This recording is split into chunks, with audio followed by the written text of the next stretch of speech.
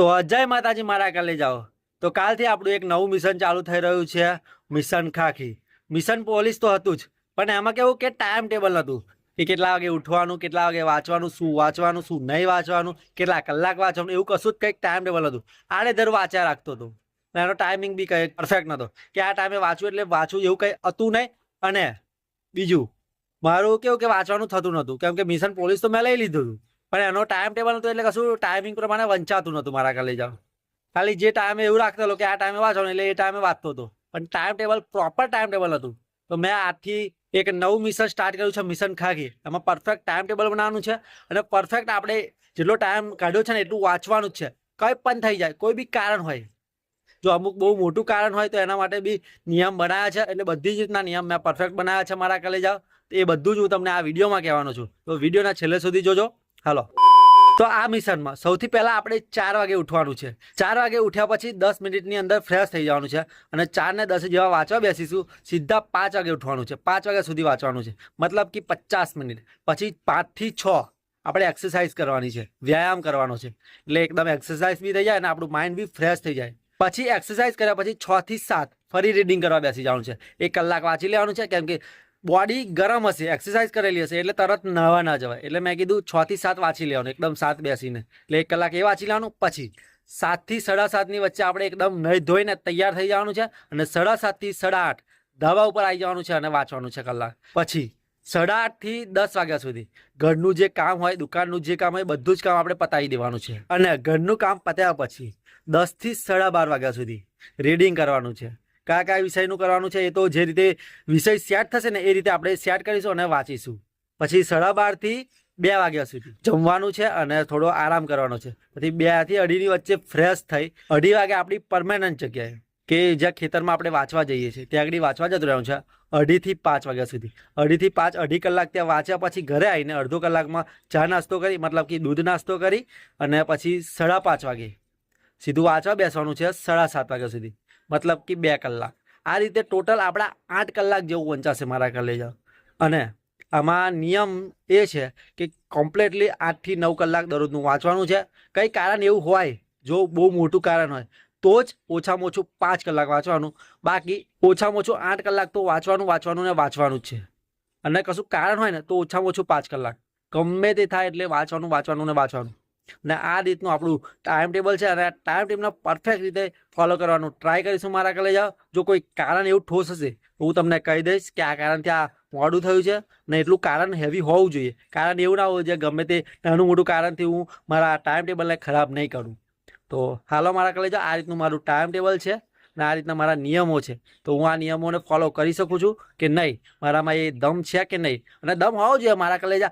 8 કલાક ના વંચાય દિવસમાં, 8 કલાક ના વંચાય, 4 વાગે ના ઉઠાય। પોતાના લાઈફને સારી બનાવવા માટે ખાલી 8 કલાક વંચાય ને અને સવારે 4 વાગે ના ઉઠાય? ઉઠાય જ ને, કેમ ના ઉઠાય? પોતાની લાઈફને બનાવી હોય ને તો ઉઠવું પડે, જખ મારીને ઉઠવું પડે મારા કાલે જાઓ।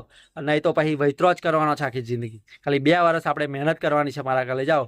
તો હાલો હવે આવતીકાલથી આ મહેનત શરૂ કરી દેવાની છે અને આ રીતનું આપણું ટાઈમ ટેબલ છે, તો ધ્યાનથી તમે આવી જોઈ લેજો। અને તમે પણ કોઈ કોમ્પિટિટિવ એક્ઝામની તૈયારી કરો છો તો મારા કાલે જાઓ, ટાઈમ ટેબલ જરૂરથી બનાવજો। રાતમાં વાંચતા હોય ને એના કરતાં સવારે વહેલા વાંચજો, કેમ કે એનાથી 2 ગણું તમને યાદ રહેશે।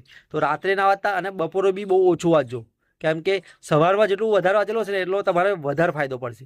એટલે સવારનું જ વાંચવાનું રાખજો વધારે। હું બી એવું જ કરવાનો છું મારા કાલે જાઓ। એટલે 8:30 વાગ્યા સુધી હું 3 કલાક જેવું તો વાંચી જ નાખવાનો છું ગમે તેમ કરી। પછી બીજું બધું રહ્યું એ પછી બપોર પછીનું 10 વાગ્યા પછીનું વાંચવાનું છે। તો આ રીતનું મારું ટાઈમ ટેબલ છે અને આ મારું મિશન ખાખી છે। તો તમે બી સપોર્ટ કરતા રહેજો અને વિડીયો બી બનાવું છું બેકઅપ પ્લાન માટે। અને મને વિડીયો બનાવવાનો શોખ છે, પહેલેથી શોખ છે, એટલે મેં કીધું બેકઅપ પ્લાનમાં આપણે વિડીયો રાખીશું, યુટ્યુબ રાખીશું। તો હાલો, આ રીતે મારું સેટલમેન્ટ છે અને આ રીતનું મારું આવનારું ભવિષ્ય છે મારા કાલે જાઓ। અને અત્યારે તો હું કોન્સ્ટેબલની તૈયારી કરું છું, પણ જો ધીરે ધીરે આપણે પગથિયાં ચડતા રહીશું અને ઊંચી પોસ્ટ ઉપર જવાનો ટ્રાય કરીશું। અને કયા ટાઈમે શું વાંચવાનું એ બધું જ મેં નક્કી કર્યું છે। સવારમાં જે 10 થી 5 વાગ્યા સુધીમાં જે વાંચવાનું છે એમાં આપણે ઇતિહાસ વાંચીશું, કેમ કે ઇતિહાસ પરફેક્ટલી વંચાશે। પછી જે 6 થી 7 નો ટાઈમ છે ને વાંચવાનો, એમાં આપણે જે રેગ્યુલર જે સિલેબસ હજુ સુધી પૂરો નથી થયો ને એ વાંચીશું। પછી 7:30 થી 8:30માં બી જે સિલેબસ આપણે પૂરો નથી થયો ને એ જ વાંચીશું, કેમ કે કન્ટિન્યુ 2 કલાક એ જ વાંચીશું। 6 થી 7 અને 7:30 થી 8:30 એટલે કન્ટિન્યુ રહે ને। પછી 10 થી 10:30 ની વચ્ચે રિવિઝન કરીશું બંધારણ અને ગણિતનું, અને બીજો કોઈ વિષય લઈ લઈશું એ વિષયમાં આપણે રિવિઝન લેવાનું છે. તો રિઝનિંગનું તો હું રાતે રાખીશ, કેમ કે સવારે નહીં રાખું. ગણિત અને બંધારણ રાખીશ, એટલે કેવું કે પરફેક્ટલી થઈ જાય. પછી બપોર પછી જે 2:30 વાગે આપણે વાંચવા બેસીશું, હજુ સિલેબસ નથી પૂરો થયો, એટલે એક જ ગમે તે એક સબ્જેક્ટ લેવાનો.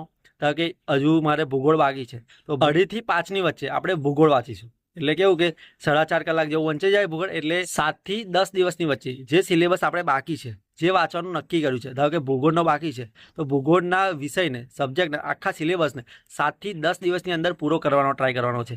કેમ કે પછી એનું રિવિઝન સ્ટાર્ટ થશે, અને આ મહિનામાં, ત્રીજા મહિનામાં બધો જ સિલેબસ પૂરો કરવાનો ટ્રાય કરીશું. અને ચોથો અને 5મો મહિનો આપણી જો 2 મહિના રહેશે, એમાં રિવિઝન કરવાનો ટ્રાય કરીશું, એટલે પરફેક્ટલી બધું થઈ જાય. અને પછી જે 5:30 થી 7નો ટાઈમ રહ્યો ને, એમાં રિવિઝન કરીશું. એમાં કયો વિષય રિવિઝન કરવાનું? એક રિઝનિંગ, અને બીજો આપણે આખા દિવસમાં જે ભૂગોળનું વાંચીશું ને, કે ગમે તે સબ્જેક્ટનું વાંચીશું, એનું બધું જ રિવિઝન થઈ જાય. આખા દિવસમાં જે વાંચ્યું નથી એનું બી રિવિઝન થઈ જાય, અને જે આપણે રેગ્યુલર રિવિઝન કરીએ એ બી થઈ જાય. એ બધી જ રીતનું રિવિઝન થઈ જાય. અને આખા દિવસમાં જે વાંચીએ ને આપણે, ધારો કે આપણે ભૂગોળનું વાંચતા હોય તો એ ભૂગોળનું પણ રિવિઝન થઈ જાય. એટલે 5:30 થી 7નો ટાઈમમાં રિઝનિંગ અને જે આખા દિવસમાં જે સબ્જેક્ટનું વાંચ્યું હોય ને એનું રિવિઝન કરીશું. તો મારા કલે જાઓ, આ રીતનો મારો ટાઈમ ટેબલ છે. તો હાલો, જય માતાજી. Big thank you for being here. बहुत बहुत धन्यवाद.